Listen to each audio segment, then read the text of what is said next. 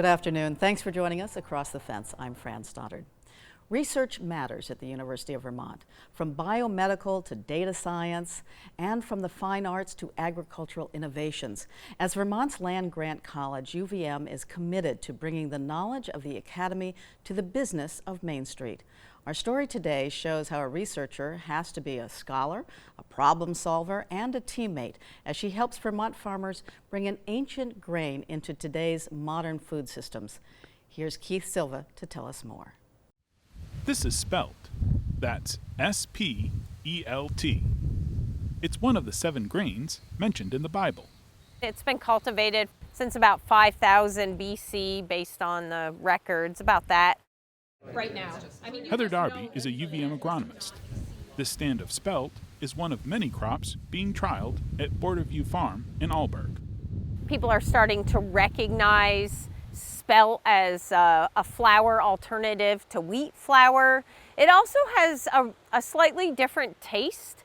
It's a bit nuttier than wheat, a little more flavorful than most of the wheat flours that you would buy. It's increased in popularity over the past probably 20, 30 years, especially with the organic movement and, sort of this health food movement. This crop of spelt is the heart of a research project that extends from the field to the kitchen and from the oven to the table. Our goal is to help farmers find viable opportunities, and then we have a demand for a crop from an end user like a baker, and our job really is to help farmers investigate that through our research and figure out what's viable. And then probably almost more importantly is, how do we get the hulls off of the spelt at a scale that really makes sense for Vermont farmers? Before spelt can be made into flour, it must be hulled, which means removing the shell or hull that encases the seed. Most wheat, common wheat anyway, is what we call free threshing. So when you harvest the wheat, the seed falls from the hull. But grain crops like spelt and barley and oats, they're not free threshing, and they're protected by this hull that surrounds a seed. And in order to get the seed, you gotta find a way to mechanically remove the hull. So we can grow it, but if we can't get that seed out of there, there really still is no market. Darby researched an Amish-built huller that's been developed to fit the needs of small grain growers. She's testing it out, and so far, the results show promise. Now there's a viable, cost-effective way to hull it to be able to bring it to market. And a huller could be purchased by a bakery as well. A baker's day often begins in darkness. The spelt flour has been milled and brought to the test kitchen at King Arthur Baking Company in Norwich, Vermont, so bakers Carrie Brisson and Jeffrey Hamelman can conduct baking tests. Brisson and Hamelman are preparing a sourdough bread using the spelt grown in Alburgh. Brisson is the head baker at King Arthur Baking. Baking with spelt definitely can be a little challenging. It has less gluten than wheat does, so you want to treat it a little differently. I don't want to eat the same thing all the time, and that is where spelt comes into play. It shows just different flavors, so it's exciting to a baker. Yeah, I think that's fine too. Because this test is for the purpose of research, Brisson has to think and act less like a baker and more like a scientist. As a baker, I really want that nice finished product, but I also have to, trust that process of testing and being very scientific about it. One definitely was a little coarser and tore a little bit compared to the other one. It's not as strong. Yeah, the one variety had just a nicer feel in the hand when shaping it. So I'm very curious about the results. Brisson is a baker, heart and soul. She sees her role in this project as being one ingredient in the mix that will hopefully raise the market for spelt in Vermont.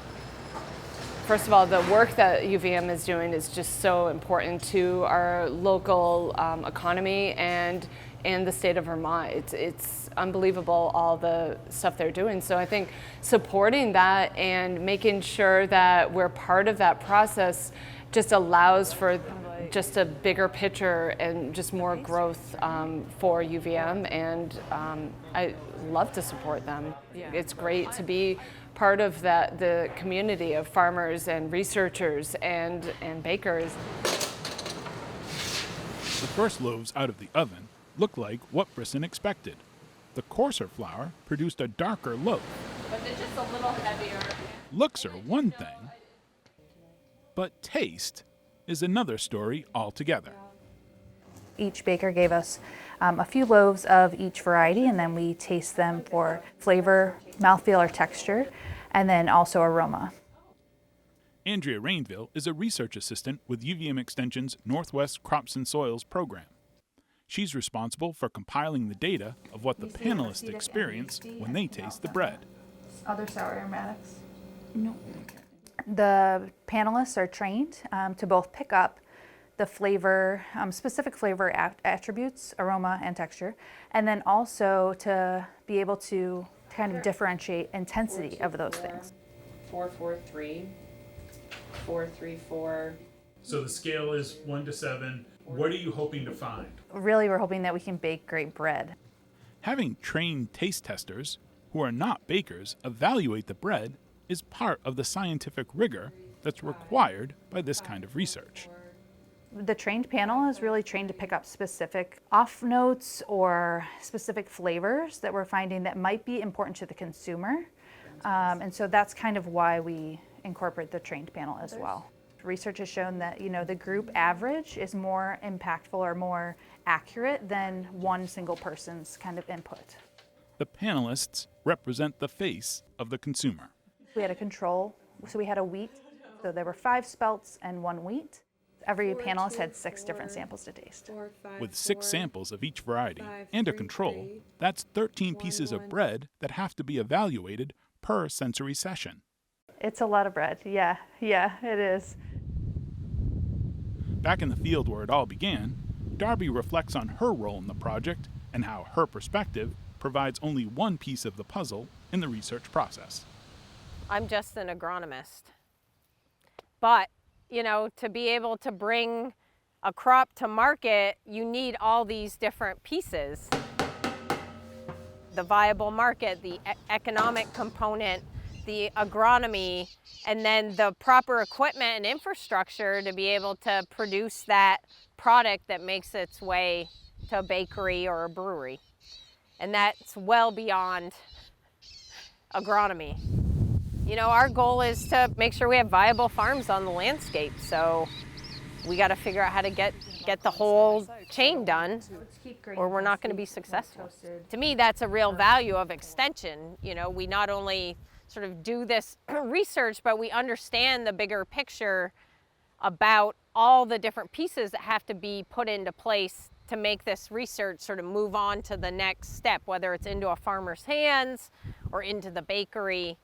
And, to me, that's like primary role of extension. Is that door shut? Research is a team sport, a process in which the players and the journey are as important as the final destination or statistical data. One piece at a time, one slice at a time. In Alburgh, I'm Keith Silva with Across the Fence.